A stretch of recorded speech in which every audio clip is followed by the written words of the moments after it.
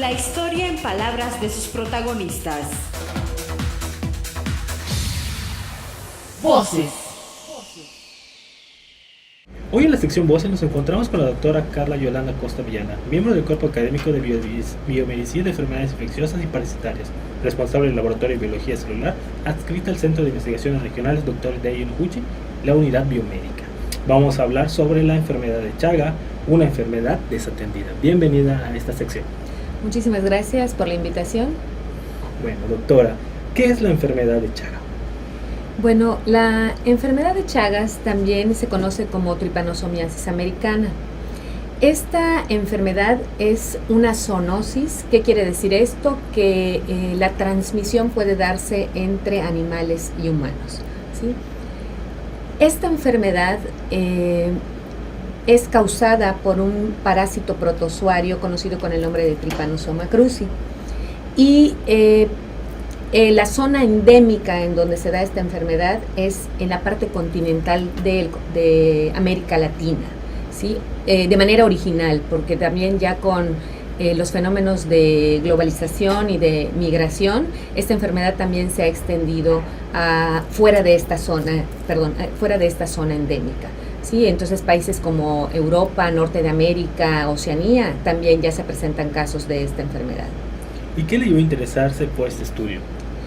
Bueno, una de las características de esta enfermedad es de que está catalogada como una enfermedad desatendida y por lo tanto pues no tiene, valga la redundancia, la atención suficiente por parte de los gobiernos, ¿no? Otro punto muy importante siempre en relación a esto es de que hasta el momento no existe un tratamiento totalmente eficaz para toda la población, ¿sí? Para los pacientes que cursan en la etapa inicial de la enfermedad, sí existe un tratamiento que pudiera ser eficaz, aunque tiene muchos efectos secundarios severos que hace que la gente aborte el tratamiento, pero la mayoría de los pacientes no llegan en esta fase de la enfermedad, sino llegan en la fase crónica. Entonces, es un poco difícil ya que el tratamiento sea efectivo, ¿no? Y otra de las razones por las cuales pues nosotros tenemos interés en esta enfermedad, esta es la principal, pero otra muy importante es que en México, en el territorio nacional, 2/3 partes del territorio nacional es zona endémica también de esta enfermedad. ¿Por qué se dice que es una enfermedad desatendida? Ok, ese término se acuña, tiene un sinónimo, se conocen mucho en la literatura como enfermedades desatendidas, enfermedades de la pobreza, enfermedades olvidadas. Entonces ya por ahí uno puede tener una idea, ¿no?, de por qué se llaman de esta manera. Entonces, estas enfermedades, como la enfermedad de Chagas, ahí también están catalogadas dengue, malaria, otro tipo de enfermedades, son enfermedades de tipo parasitario infeccioso. Entonces, estas enfermedades están en países o en regiones que son muy pobres. Entonces, al ser dentro de la región pobre, pues normalmente no están en la mira de los gobiernos, ¿no? Políticamente no presionan. Entonces, otra particularidad es de que esta enfermedad, la que lo padece generalmente no sabe que lo padece, porque es una enfermedad que hasta hay un eslogan que dice la enfermedad silenciosa, el asesino silencioso. ¿Por qué? Porque potencialmente puede ser mortal, ¿sí? No en todos los casos, pero sí hay una posibilidad. Entonces, al no tener los síntomas, no se acude al médico, o los pocos que tienen síntomas que se pueden confundir con cualquier otro tipo de enfermedad, llegan al médico y el médico no la tiene en la mira, ¿sí? Entonces por eso se dice olvidada, desatendida, no la tiene en la mira. Entonces si no la tiene en la mira, no la diagnostica. Si no la diagnostica, entonces no hace los reportes al gobierno. El gobierno pues no genera una demanda a las farmacéuticas, no genera una demanda para la investigación de esta enfermedad. Y entonces por eso es que se catalogan como una enfermedad desatendida o de las olvidadas. ¿Puede hablar un poco más sobre los síntomas? Ya hemos dicho que se confunden con otros, pero ¿cuáles son esos síntomas? Ok, antes de pasar a los síntomas, quisiera yo comentar un poquito de la enfermedad, que aparte que es causada por un parásito, ese parásito tiene varias vías de transmisión, ¿sí? La principal en las zonas endémicas, o sea, en América Latina, es la que se conoce como vectorial. Vectorial, ¿por qué? Porque está involucrado un insecto como vehículo, como vector del parásito, ¿sí? En diferentes zonas geográficas del mundo se conoce como vinchucas, chinches besuconas. En la zona de la península de Yucatán, que se conoce con el nombre de Maya Pic, que a lo mejor pues ya suena más, ¿no? para nuestro público, ¿verdad? Entonces, esa es la forma principal de transmisión a través de este insecto, ¿sí? ¿Qué característica tiene? Cuando es hematófago y de hábitos nocturnos. Cuando el insecto se alimenta, puede alimentarse potencialmente de cualquier mamífero, incluyéndonos a los hombres, ¿no? al ser humano.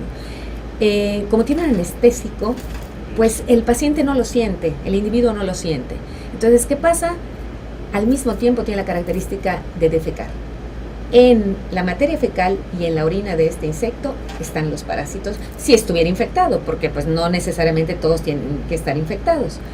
Y el paciente puede autoinocularse al rascarse o llevarse las manos a la conjuntiva, a los ojos, o bien puede tocarse la boca y puede ocurrir otro tipo de transmisión, ¿ok?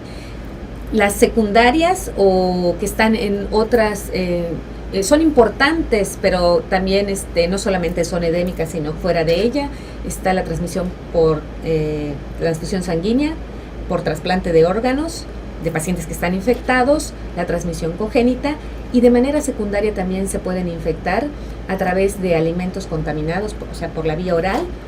Y en menor número de casos, en los que trabajamos en el laboratorio, los que trabajamos con esta enfermedad, nos podemos contaminar a través de los accidentes de laboratorio.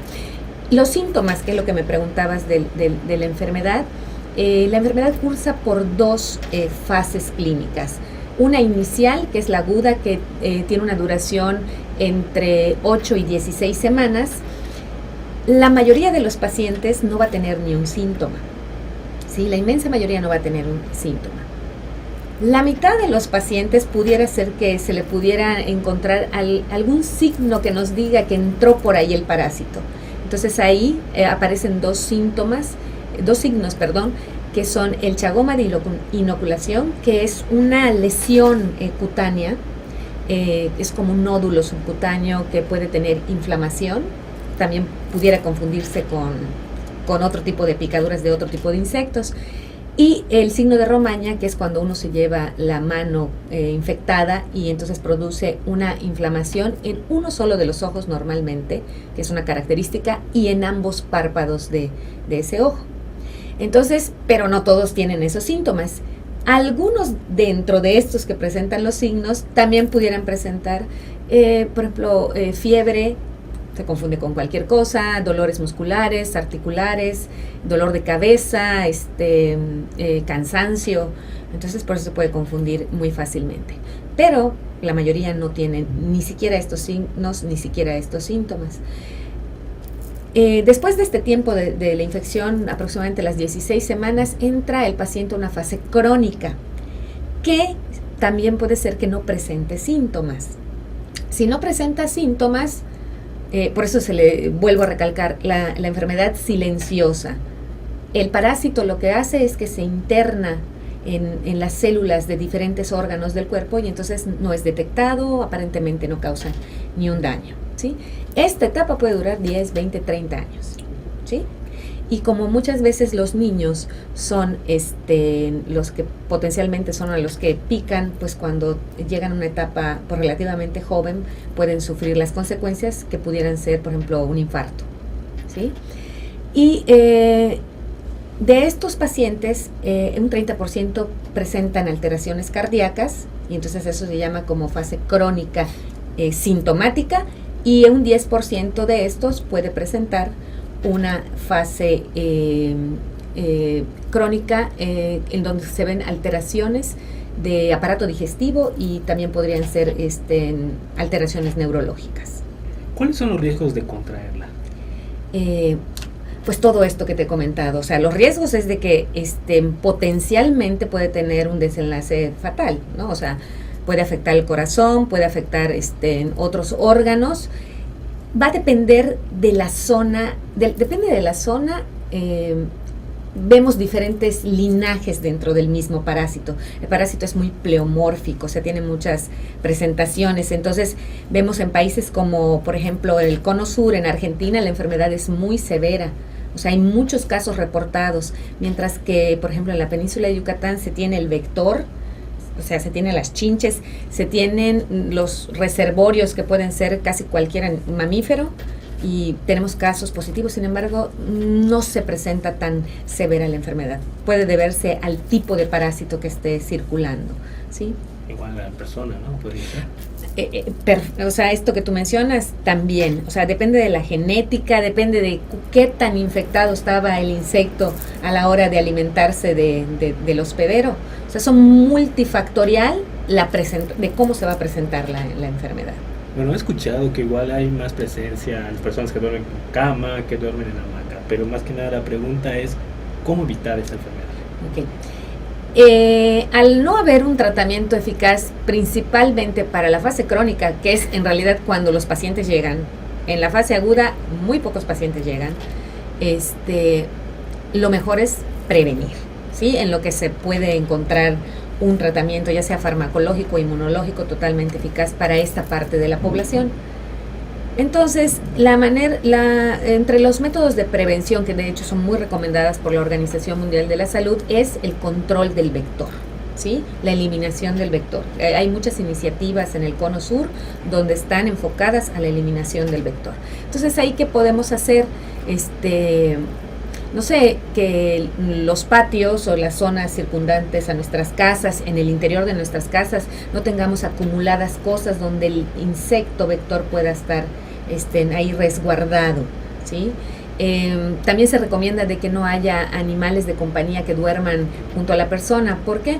Porque puede ser que el perrito no te va o el gatito no te va a contagiar directamente, pero si hay un pic y se alimenta de ellos y están infectados, luego puede venir a alimentarse de cualquiera de los individuos de la casa, y entonces es cuando ocurre la infección. También se recomienda el uso de mosquiteros. Lo que tú comentas, que pues la probabilidad de cama o hamaca, pues tal vez pueda ser por la sí, aparte yo creo que se mueve un poquito más en la hamaca, ¿no? Entonces el moverte pues también no permite que el insecto pues se alimente con facilidad, ¿no? Entonces el rociado de insecticidas, que las casas no tengan muchos deterioros en las paredes para que se guarden los insectos. Esas serían las medidas como preventivas. Pero también es muy importante las poblaciones determinadas, por ejemplo las mujeres embarazadas, ¿sí? Es importante que a ellas se les haga la búsqueda intencionada si tienen esta infección, ya sea las que se planean embarazar para que se pueda tener un tratamiento, o las que ya están embarazadas para que inmediatamente nazca el bebé, se le haga el seguimiento al bebé. ¿Por qué? Porque hay mucha oportunidad de que sí sea eficaz el tratamiento. Mientras más pronto del momento que se infecta un individuo se dé el tratamiento, es más eficaz, ¿sí? Y también pues el tamizaje de los bancos de sangre, y eso evitaría la transmisión por transmisión sanguínea y por trasplantes de órganos, entre las principales. ¿Cómo se están organizando para estudiar esta enfermedad? Bueno, en el Centro de Investigaciones Regionales Dr. Hideki Noguchi existen varios grupos de investigadores que abordan a esta enfermedad, y cada uno lo aborda desde diferentes aspectos, desde diferentes aristas, ¿no? Hay investigadores que estudian desde la parte de vigilancia epidemiológica, ver números de casos, tanto en personas como en animales de compañía, en animales, no sé, de consumo, que se consume su carne, etcétera. Otros estudian, por ejemplo, los reservorios, o sea, los animales selváticos que pudieran estar ahí interviniendo en la transmisión de esta enfermedad. Y también hay un buen número de investigadores que nos enfocamos en tratar de buscar un tratamiento alternativo para la enfermedad. Parte de estos investigadores se enfocan en la búsqueda de vacunas. No existe una vacuna eficaz, entonces hay un grupo en el Centro de Investigaciones que aborda esta temática, y los que abordamos otro tipo de tratamientos alternativos. En nuestro grupo de investigación, específicamente en nuestro laboratorio, que es el Laboratorio de Biología Celular, habemos varios investigadores que nos enfocamos a tratar de buscar tratamientos en principios activos en productos naturales. También hacemos investigación relacionada a buscar blancos o dianas farmacológicas, o sea, en el parásito buscar alguna proteína, algún gen que podamos atacar para que podamos de esta manera combatir a la enfermedad. Y también nos enfocamos recientemente, gracias a la llegada de un profesor al laboratorio en el programa de cátedras de CONACYT, entonces se contratan investigadores por parte del CONACYT y los acogen las universidades. El doctor Hernán Villanueva, él está trabajando una línea en la cual trata de silenciar genes en el hospedero, o sea, puede ser en el humano. Bueno, se empiezan con modelos animales que sean importantes para que el parásito no entre, ¿sí? Entonces, más o menos así estamos agrupados a grandes rasgos para estudiar esta enfermedad. Doctora, agradecemos su presencia en esta primera parte de este programa. Muchas gracias. Gracias a ustedes, es un placer. Los esperamos el día de mañana para continuar con la entrevista y saber más sobre la enfermedad de Chagas. Muchas gracias y continuamos con la programación.